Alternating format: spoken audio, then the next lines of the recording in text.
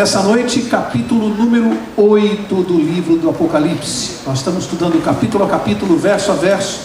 E esta noite nós vamos então, na sequência, estudar o capítulo número 8. Mas antes eu quero dividir com vocês uma história verídica de um piloto norte-americano da época da Guerra do Vietnã. Ele já deu esse testemunho, inclusive, numa rede de televisão americana. E realmente é impressionante. O nome dele é Charles Plumb, piloto americano que o avião dele caiu na época da Guerra do Vietnã e ele conseguiu saltar de paraquedas, mas mesmo assim foi capturado. Ficou 6 anos no Vietnã como prisioneiro de guerra e hoje vive nos Estados Unidos. Mas o testemunho dele é impressionante porque ele conta que em determinado dia ele estava num restaurante já nos Estados Unidos, estava lá almoçando e um senhor se aproximou e disse a ele: "O senhor não é o piloto Charles Plumb?" Ele disse: "Sou." Ele disse: "Não foi o senhor que o seu avião caiu no Vietnã e o senhor foi salvo pelo paraquedas?" "Foi eu mesmo." "Pois é, o senhor sabe de uma curiosidade? Pois fui eu que cuidei e dobrei o seu paraquedas. Eu trabalhava na época também lá no Vietnã e cuidava do seu paraquedas." O piloto ficou emocionado ao conhecer o homem que tinha cuidado do paraquedas dele. E eles se abraçaram e o piloto, quando foi para casa, não conseguia tirar aquele homem da cabeça. E ele pensou o seguinte: imagine, eu estive ao lado desse homem, frente a frente com ele tantas vezes e nunca conversei com ele, acho que nunca o cumprimentei, eu como piloto e ele como simples funcionário. E este homem dobra os paraquedas dos pilotos e tem a vida de pessoas em suas mãos. E a minha vida foi, de uma certa maneira, salva por este homem. Esse piloto começou a fazer palestras nos Estados Unidos e ele começava a palestra dele com uma pergunta. Ele sempre começava perguntando assim: quem dobrou o seu paraquedas hoje? E daí ele começava a sua palestra. E esta noite eu quero começar a nossa palestra perguntando que barulho é esse aqui atrás? Não é paraquedas. Não é paraquedas. Um barulho aqui que disparou alguma coisa. Pronto. Tá, mas não era essa a pergunta que eu ia fazer. A pergunta que eu quero fazer é: quem dobrou o seu paraquedas hoje? Será que tem alguém que cuida do nosso paraquedas todos os dias quando nós nos levantamos e saímos para o trabalho? O que você acha? Tem alguém cuidando do seu paraquedas, seu João? Cristo está cuidando do meu paraquedas. Cristo, né? E será? Você para pensar, quem é que tem dobrado o seu paraquedas todo dia? E às vezes nós nem nos damos conta de que, se estamos vivos, alguém está mantendo a nossa vida, alguém tem cuidado de nós. O pastor orou agora há pouco aqui e marcou para mim, porque eu já ia falar isso, ele não sabia. O pastor, na oração, pediu que Deus abra os nossos olhos para que nós possamos ver o quanto Ele tem cuidado de nós e tem feito coisas que nós sequer percebemos. Não foi isso, pastor? Foi uma das partes da oração do pastor e nós sequer começamos. Enquanto o pastor orava, eu pensava: puxa, eu vou falar disso daqui a pouco. Que Deus abra os nossos olhos para que possamos perceber a ação dele na nossa vida a todo momento, sem que nós sequer às vezes nos demos conta. Nesse momento que nós estamos parando para pensar, já pensou que hoje Deus cuidou e dobrou o seu paraquedas e o meu? Você pensou de quantos perigos Ele nos livrou?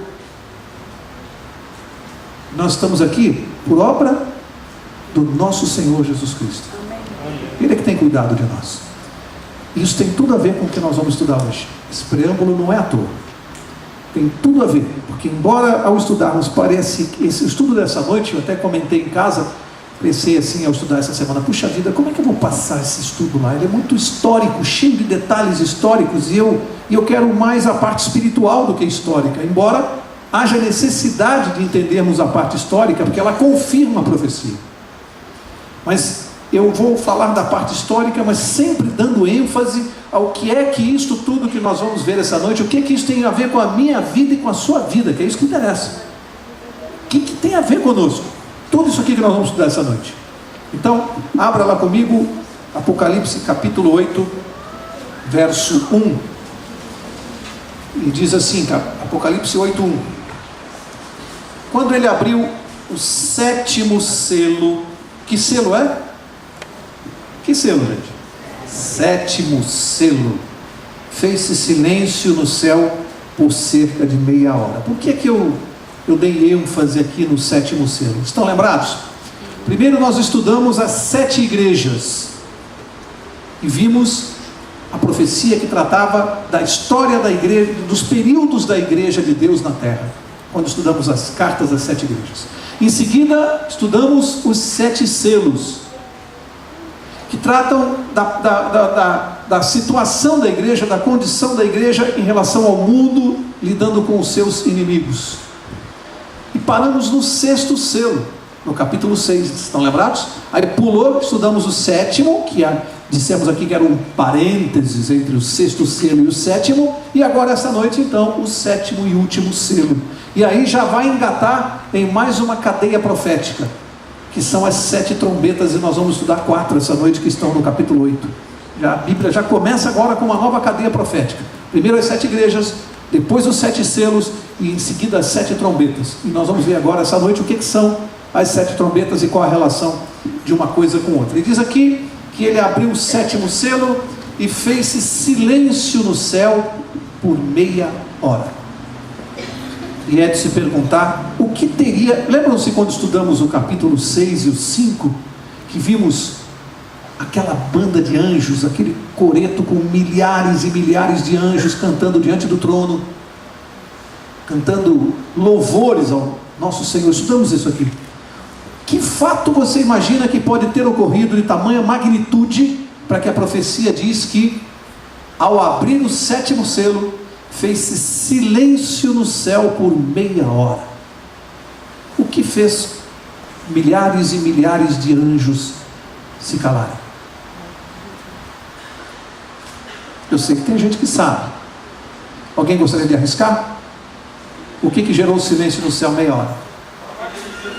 A volta de Jesus a este mundo. Essa é a profecia. Por quê? Porque a Bíblia diz que quando Jesus vier a este mundo, segunda vez, quem que vem acompanhá-lo? Todos os anjos. O Pai, o Filho e o Espírito Santo estarão juntos na volta de Jesus? Sim, a Trindade divina. E todos os anjos do céu acompanharão Jesus para vir aqui buscar os justos, os salvos. Quem vai ficar no céu? Ninguém. Por isso vai haver silêncio no céu por meia hora. Meia hora. Vocês acham que é meia hora literal ou profética? Até agora no Apocalipse é tudo literal ou profético? Profético. Então vamos fazer uma conta aqui. Já estudamos. 1 ano em profecia. Um dia em profecia equivale a quanto tempo? 1 ano. Um dia equivale a 1 ano. Então nós precisamos entender profeticamente quanto equivale meia hora. E é uma conta relativamente simples de se fazer. 1 ano profético equivale a 360 dias, que é o ano judaico. 360 dias. 1 ano. 360 dias. Um dia tem quantas horas? 24 horas. Então você tem que fazer uma conta simples. 360 dias dividido por 24 horas. O resultado dessa conta é 15. 15 dias. Portanto, 1 hora equivale, 1 hora profética equivale a 15 dias. 1 hora profética equivale a 15 dias. A Bíblia diz que fez-se silêncio por quase meia hora. 1 hora, 15 dias. Meia hora, quanto? 7 dias e meio. Mas a Bíblia não diz que fez-se silêncio por meia hora. Diz que fez-se silêncio por quase meia hora. Se meia hora são 7 dias e meio, quase meia hora são 7 dias. Fez-se silêncio no céu por 7 dias. O tempo, veja que coisa impressionante. A Bíblia revela o tempo que Jesus e os anjos vão levar para vir à terra, buscar os justos e voltar para o céu. A Bíblia dá esse detalhe. 1 semana. 7 dias. 7 dias, silêncio absoluto no céu. Jesus com os anjos aqui para buscar os justos. Está tudo aqui revelado para nós. Verso 2. Verso 2 diz assim: e vi os 7 anjos que estavam em pé diante de Deus, e lhes foram dadas 7 trombetas. 7 anjos diante de Deus em pé, lhes foram dadas 7 trombetas. E aqui entra, como eu disse, a nova cadeia profética. São agora 7 trombetas que nós vamos estudar. 4 estão aqui no capítulo 8. Vamos ver 4 esta noite. As 3 na próxima quarta-feira seguintes. Eu disse há pouco que as 7 igrejas, na profecia das 7 igrejas, das cartas das 7 igrejas, nós estudamos a condição interna da igreja, a situação da igreja, os períodos da igreja na terra. Nós estamos vivendo em que período da igreja? o último, igreja de Laodiceia. Depois vimos os 7 selos, que analisam, essa profecia dos 7 selos, analisam a condição externa da igreja. A igreja com todos aqueles que a perseguiram. Os 7 selos. E as trombetas? O que será que tem a ver? Que relação tem a ver uma coisa com outra? Primeiro, é preciso saber o que a trombeta simboliza na Bíblia, no Velho Testamento e no livro de Apocalipse. O que a trombeta simbolizava lá no Velho Testamento? Alguém se lembra? O que as trombetas faziam? Anunciavam o quê? Pelo menos 2 coisas nós encontramos no Velho Testamento. Primeiro, as santas convocações para o povo de Israel. As trombetas tocavam. As trombetas anunciavam as convocações para o povo de Israel. Convocações das festas e tudo. Mas elas anunciavam também mais uma coisa. Quem arriscaria? Anunciavam as guerras, calamidades. As trombetas é que anunciavam. Agora vem Deus aqui no livro de Apocalipse e entrega 7 trombetas nas mãos dos anjos. O que essas trombetas vão anunciar? O que vão anunciar? Guerras, destruição. Em outras palavras, vão anunciar os juízos de Deus sobre a terra. E vai começar aqui. E vamos ver que das 7 trombetas, 6 já se cumpriram. E essa é a parte histórica do estudo. 6 já se cumpriram milimetricamente. Vamos ver? A história vai confirmar tudo isso. Veja, se as 7 igrejas falavam da história as cartas das 7 igrejas falavam da condição interna da igreja, sua situação, os períodos. Se os selos falavam da relação externa da igreja com seus perseguidores, as trombetas, numa sequência lógica, seriam os juízos de Deus contra quem? Contra os perseguidores da igreja. Não anunciam guerras e destruições, catástrofes? Lembram-se que lá no capítulo 6, vamos ler, né? Melhor do que falar. Vira uma página, você está no capítulo 8, vira uma página, capítulo 6 de Apocalipse, veja o verso 10. Vamos recapitular o verso 10. Apocalipse 6, 10, já estudamos isso aqui. E clamavam com grande voz, dizendo: até quando, ó verdadeiro e santo soberano, não julgas e vingas o nosso sangue dos que habitam sobre a terra? O que o povo de Deus estava clamando aqui?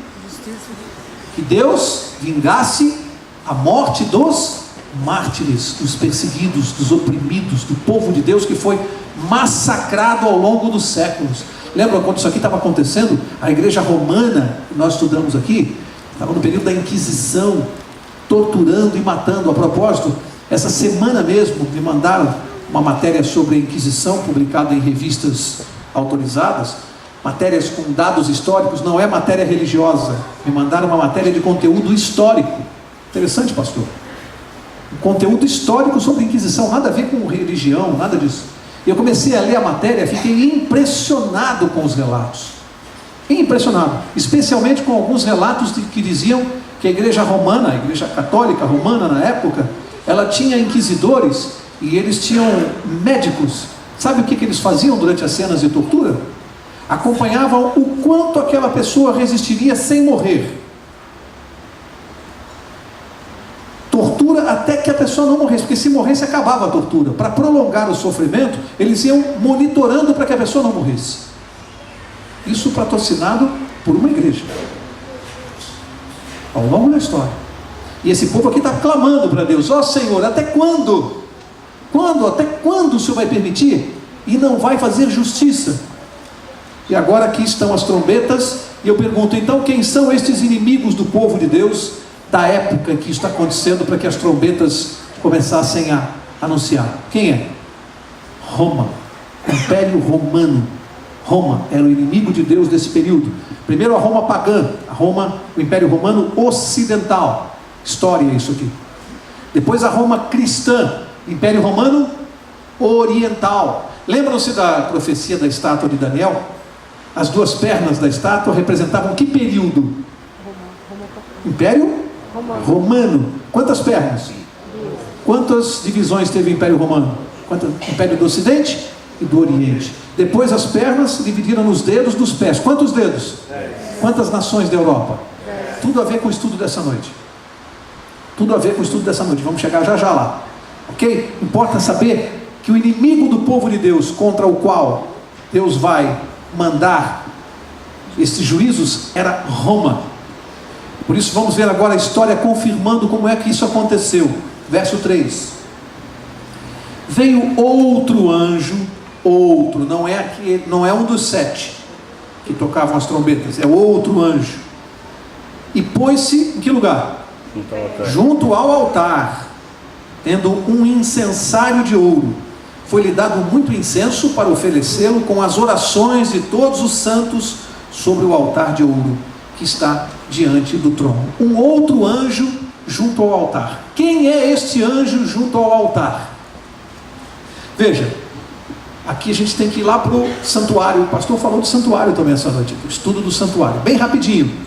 Quem é que ministrava no lugar santo do santuário e usava o incenso com as fumaças, e aquela fumaça passava por cima do véu do templo e ia para o lugar santíssimo diante do trono de Deus?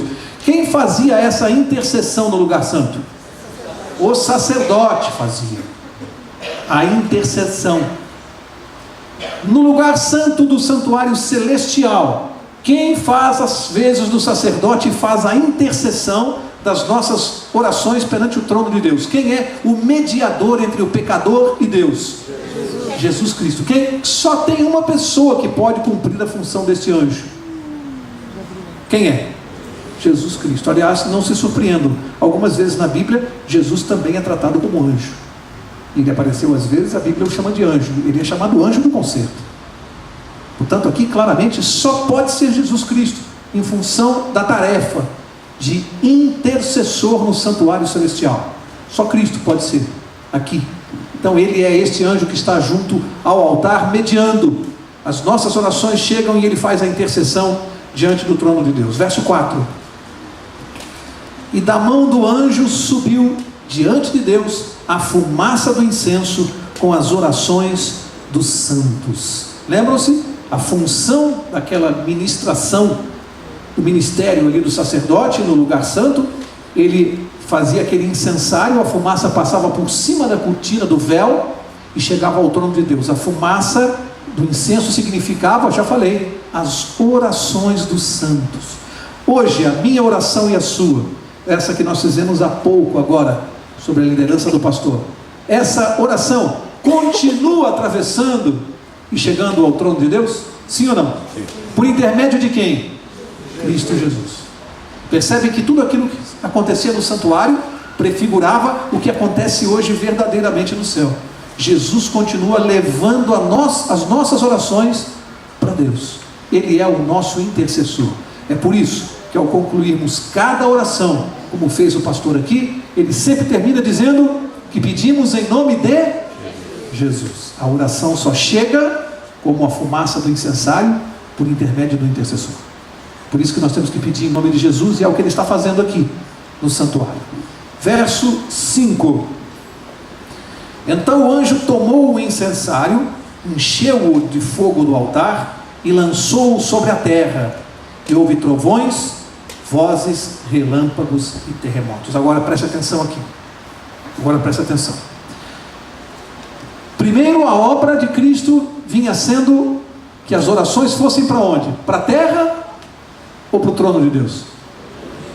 Para o trono de Deus. Função de intercessão. Mas agora, neste ponto aqui, diz que esse incenso é lançado para onde? Para a terra. O que significa isso? Porque Jesus joga esse incenso e lança para a terra. Vejam, amigos, importante isso aqui. Agora indica o ato final de intercessão de Cristo na profecia. Isso vai acontecer, está próximo de acontecer. Quando Jesus vai encerrar a sua intercessão, bem próximo o quê? De que evento?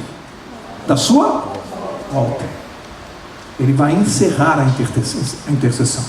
Veja, a mesma graça, a mesma oração, a mesma fumaça que absolve o pecador arrependido, condena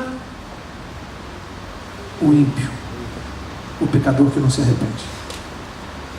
A mesma graça absolve aquele que se arrepende e condena o que não se arrepende.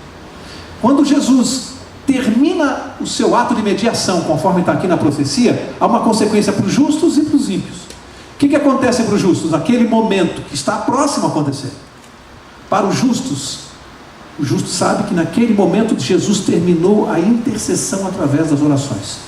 Por um pequeno período de tempo, segundo a Bíblia e segundo a profecia, nós estaremos sem o poder intercessor de Cristo aqui na terra. Os justos. Imaginem só. Protegidos por Deus, sem a intercessão de Cristo. Dá até para a gente se arrepiar só de pensar. Porque Ele vai encerrar. Vai ser um período muito curto. Essa consequência é para os justos. E para os ímpios, qual é a consequência? Fechamento da porta da graça. O que quer dizer isso, trocando em miúdos? A Bíblia fala. Significa que não vai mais mudar a condição espiritual das pessoas. Nós vamos ter chance de salvação até este momento. A partir deste momento, quando Jesus encerrar a intercessão no céu e se preparar para vir para a terra, quem está salvo continuará salvo. E quem está perdido não se salvará mais. Fechou o tempo da graça. Isto está muito próximo de acontecer, segundo a profecia. Nós estamos estudando aqui, cronologicamente. Esse é o próximo passo. Esse aqui é o 7º selo. Está muito próximo. Portanto, se alguém que ainda não acertou a sua vida com Deus, saiba que a qualquer momento no santuário celestial, Jesus poderá encerrar o quê? A intercessão. E vai fechar a porta da graça.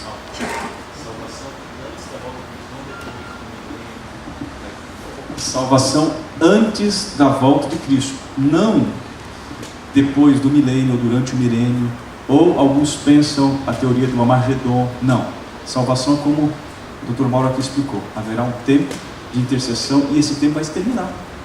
Qual é esse tempo? Nós não sabemos. Alguns têm a ideia de que haverá ainda chance durante o milênio, ou no Armagedon. Isso, estudando aqui agora o que o Dr. Mauro falou, prova que não. A graça de Cristo vai até antes de um pouquinho da sua vida. Então temos que decidir aceitar, entregar a Cristo e confessar os pecados antes. Ok? Perdão. Que isso, pastor? Eu queria ter um pastor assim, né? Amigos, o que o pastor falou é muito sério, muito importante. Ou seja, qual é o momento de acertar a nossa vida com Deus? O tempo da graça. Hoje não. Agora. Agora, é urgente. É urgente, isso aqui, profecia se cumprindo, uma atrás da outra. Chegamos num ponto em que Jesus está para encerrar a sua mediação, segundo está aqui na profecia. Vamos avançar, verso 6. Então os 7 anjos que tinham as 7 trombetas prepararam-se para tocar. Vão começar a tocar as trombetas e nós vamos ver uma a uma o que significam estas trombetas. Os anjos vão se preparar, ok? Primeira trombeta, vamos ver, verso 7. O primeiro anjo tocou a sua trombeta, e houve saraiva e fogo misturado com sangue, que foram lançados na terra. Foi queimada a terça parte da terra, e a terça parte das árvores, e toda a erva verde. Então vamos recapitular. Em que tempo nós estamos aqui histórico? Lembra-se? Perseguição do Império Romano. Então começa a primeira profecia, que começa a se cumprir para aquele tempo, e já se cumpriu historicamente. Agora nós vamos ver que as 6 trombetas já se cumpriram, tá? Vamos ver essa primeira, como é que se cumpriu? O que diz aqui? Que o anjo tocou a trombeta, e qual é a característica que a Bíblia deu aqui em linguagem simbólica, que nós vamos buscar na história, o cumprimento, linguagem simbólica. Disse que houve saraiva e fogo misturado com sangue, e foram lançados na terra. Foi queimada a terça parte da terra. Aqui é preciso uma explicação. Terça parte da terra. Quantos continentes nós temos hoje? Quantos continentes? 5. Neste tempo aqui do Império Romano, quantos continentes? 3. Quais são? Quais eram?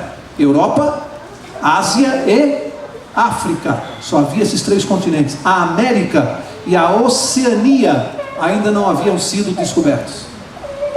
3 continentes. Portanto, quando diz que o fogo alcançou a terça parte da terra, alcançou toda a terra, as 3 partes.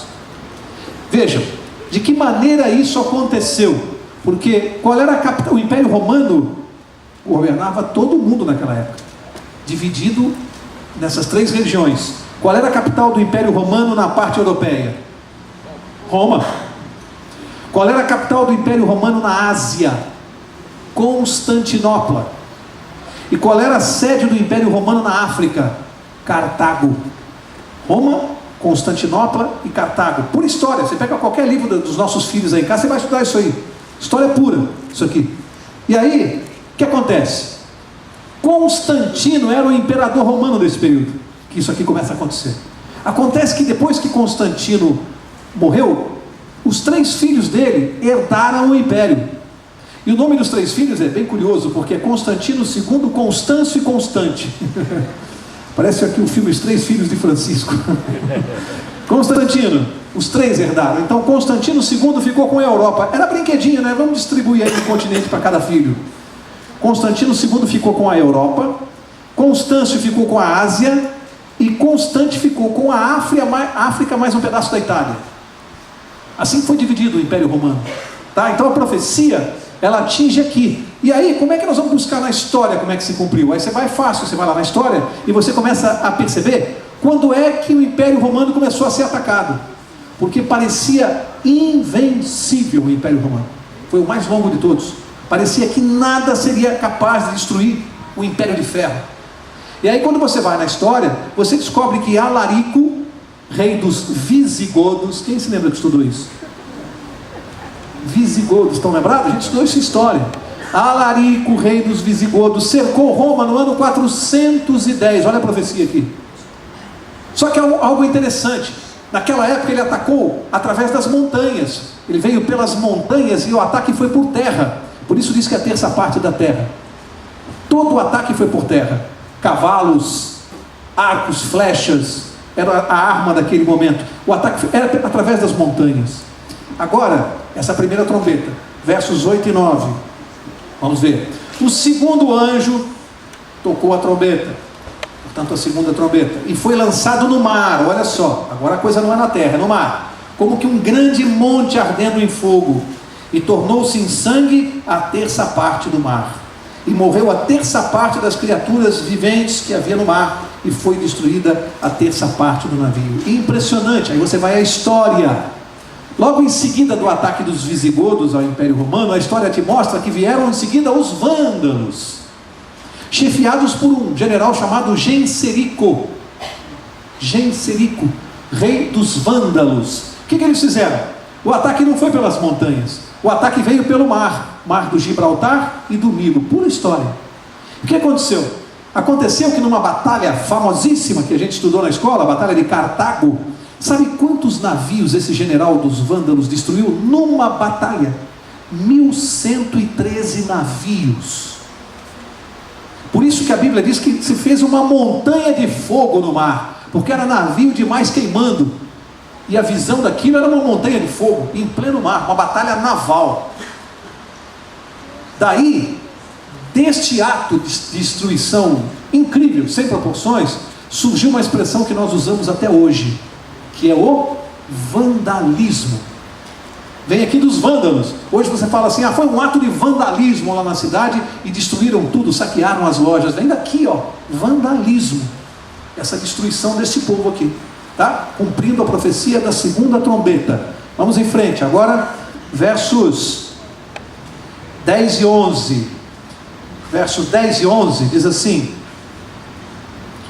o terceiro anjo tocou a sua trombeta, e caiu do céu uma grande estrela, ardendo como uma tocha, e caiu sobre a terça parte dos rios e sobre a fonte das águas. Mais uma vez, história. O primeiro ataque veio por onde? Montanhas, pela terra. O segundo ataque veio por onde? Pelo mar. O terceiro diz que veio pelos rios, e a história confirma: rio Danúbio e rio Reno, Itália e França. O ataque veio pelos rios, história pura. E aí quem comanda? Átila e os Hunos, está lembrado? Estudou? Átila, rei dos Hunos, ok? Olha só, alguém sabe, se lembra qual era o apelido que o próprio Átila se deu? Ele era tão vaidoso que ele se autodenominou o flagelo de Deus. Mal sabia ele que ele estava cumprindo uma profecia. o flagelo de Deus. Ele se autotitulava o flagelo de Deus. E ele cumpriu uma profecia. Aliás, os hunos também são conhecidos muito também como tribos bárbaras, os bárbaros que a gente estuda. E daí surge uma outra expressão, né? Uma barbaridade. Que foi o que eles fizeram aqui. Rei dos hunos, Átila. E aí você vai para a história, isso aconteceu no ano 451. A terceira trombeta. Esta destruição de Átila foi tão violenta, sabe o que aconteceu? Ele conseguiu separar a Europa da Ásia. Foram separados os dois continentes. O nome da estrela era Absinto. A terça parte das águas tornou-se em abismo, e muitos homens morreram das águas que se tornariam amargas. Engraçado que essa expressão absinto, alguém sabe o que é absinto? Absinto é uma planta muito amarga e de um cheiro muito forte. Absinto, uma planta amarga. Essa estrela que cai aqui, obviamente representa o próprio Átila. E ela cai, é uma estrela cadente, como se fosse simbolizando um meteoro. Por quê? Porque com a mesma velocidade que Átila veio e cumpriu essa profecia e destruiu grande parte do Império Romano, com a mesma velocidade ele desapareceu da história, e os hunos também. Impressionante, como uma estrela, um meteoro, uma estrela cadente. A duração da história de Átila foi tão rápida, a história registra ele como um relâmpago praticamente. Ele sumiu, desapareceu, mas cumpriu essa profecia, e a profecia dizia que era como uma grande estrela que ia cair do céu como um meteoro. E o ataque realmente foi pelos rios, como a profecia disse. Vai vendo aí, vai vendo como são as profecias de Deus. Agora a quarta trombeta, verso 12. O quarto anjo tocou a sua trombeta, e foi ferida a terça parte do sol, a terça parte da lua e a terça parte das estrelas, de modo que a terça parte deles se escureceu.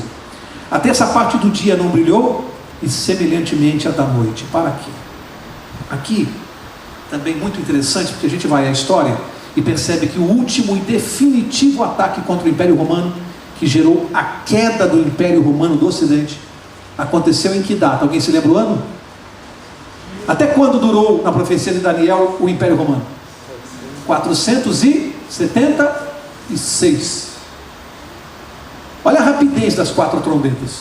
410, Roma foi cercada, e até 476, em 70 anos, as tribos bárbaras destruíram o Império Romano.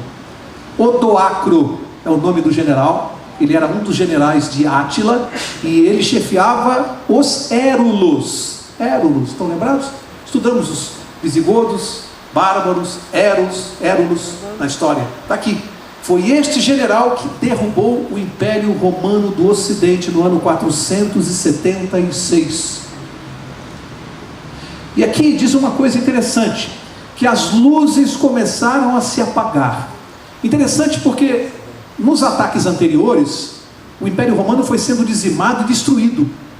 Quando Odoacro invadiu Roma, a primeira coisa que ele fez foi destronar o imperador, e ele colocou a coroa na sua própria cabeça. Tirou o imperador do comando de Roma, por isso o império caiu. E diz que as luzes começaram a escurecer, porque no sistema de governo romano era assim, o principal era o imperador, comparado aqui ao sol. A luz mais forte, o principal astro, o sol. Depois, na sequência do governo romano, vinham os senadores romanos, você já ouviu falar, e os cônsules, que representando a lua e as estrelas, as luzes menores. E a Bíblia diz que eles começaram a perder a sua luz. E eu fui verificar aqui, fui estudar, porque eu comecei a tentar entender por que falava da terça parte do sol, da lua e das estrelas. Eu comecei a pensar, mas espera aí, mas não pode ser. A terça parte da terra a gente entende, a terça parte do mar, mas a terça parte do sol, da lua e das estrelas, eu fui estudar, fui procurar e encontrei, pastor, no comentário bíblico adventista, a explicação. Aqui não se refere a uma medida de território, aqui se refere a tempo, a terça parte do tempo que restava para eles no governo. Interessante isso. Por isso que a Bíblia fala em terça parte. Eles foram perdendo a luz, porque na terça parte do tempo que eles estavam lá, eles foram retirados e perderam totalmente o seu poder. E assim a profecia também se cumpriu milimetricamente a quarta trombeta. Amigos, vamos ler o verso 13, que é o último da noite. Eu quero encerrar tirando daqui uma lição para nós. O que isso tudo tem a ver conosco? Que lição nós podemos tirar de tanta história aqui, de tanto fato histórico? Vamos ver juntos. Verso 13 diz assim, o profeta João, né? Enquanto eu olhava, ouvi uma águia que, voando pelo meio do céu, dizia com grande voz: ai, ai, ai, dos que habitam sobre a terra, por causa das outras vozes das trombetas dos 3 anjos que ainda vão tocar. Sabe o que ele estava dizendo? Vocês estão impressionados com essa destruição toda aqui? Com os juízos de Deus sobre aquele povo romano?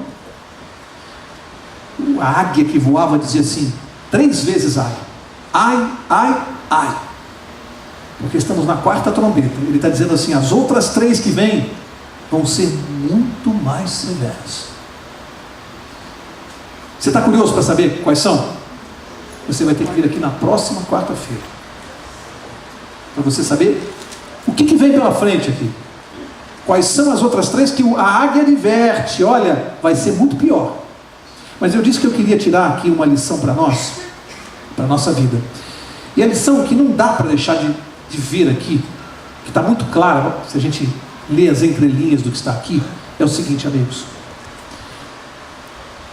todos aqueles que perseguem o povo de Deus na terra vão pagar muito caro.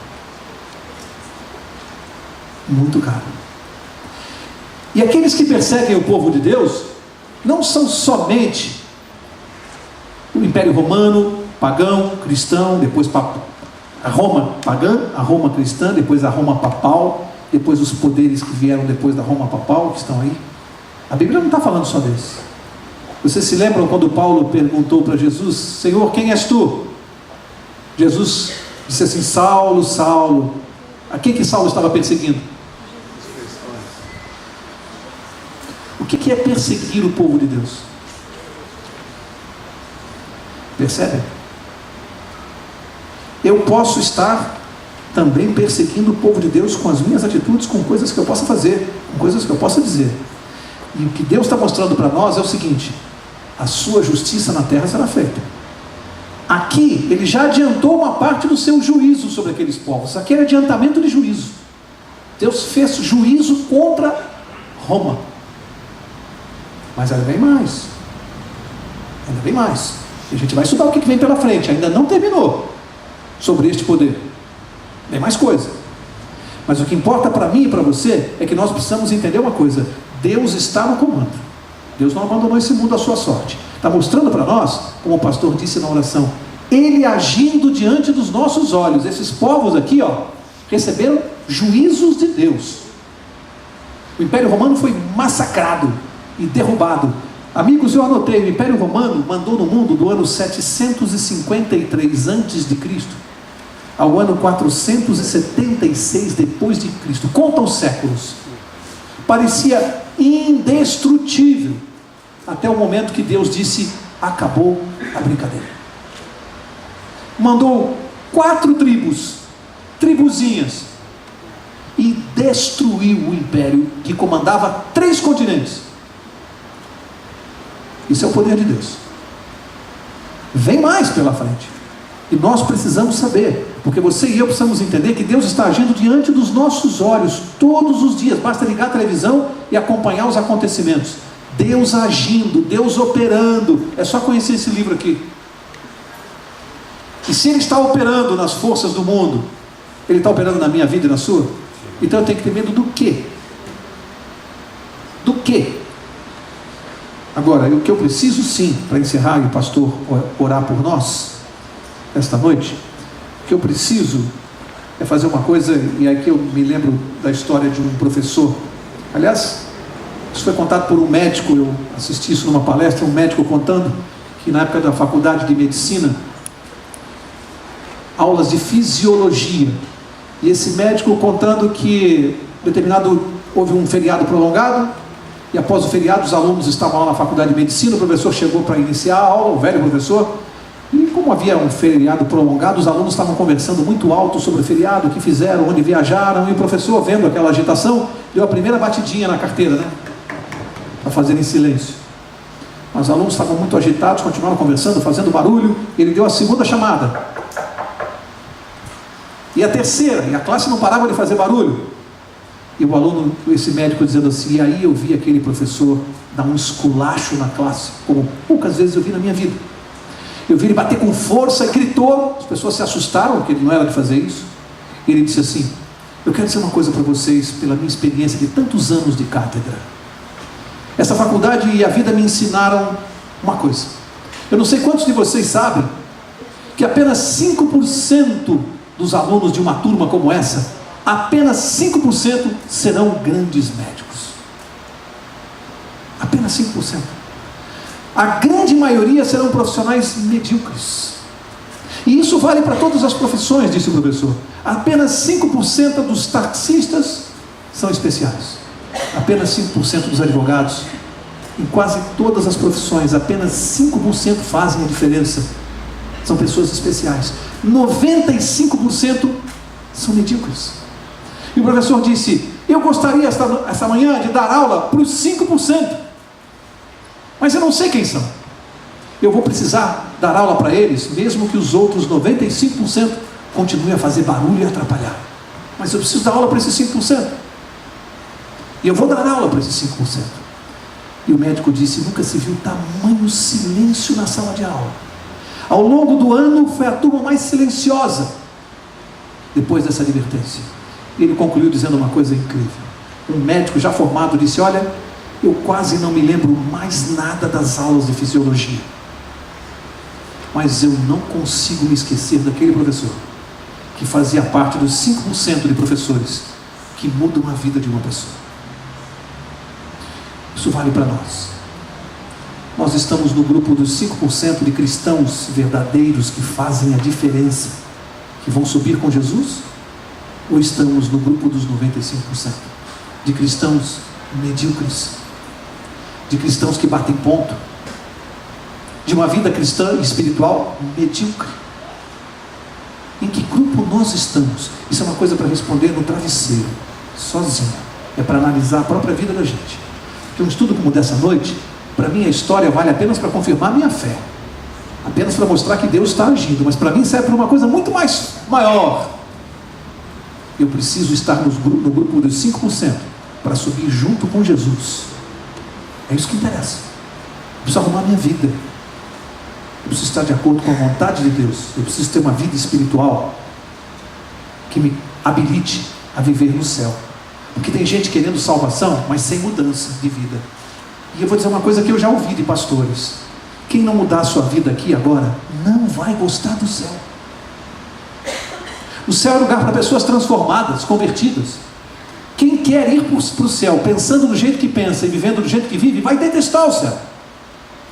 O céu é lugar para convertido. A gente tem que se acostumar com o céu agora. Eu tenho que colocar a minha vida de acordo com os princípios do céu aqui, senão eu não vou gostar de lá. Eu vou pedir para o pastor orar por isso, pastor. Que o Senhor possa nos colocar diante do trono de Deus e implore a Deus o milagre, pastor, de fazer na nossa vida que nós venhamos a gostar dos princípios do céu já, aqui, agora, sermos transformados já.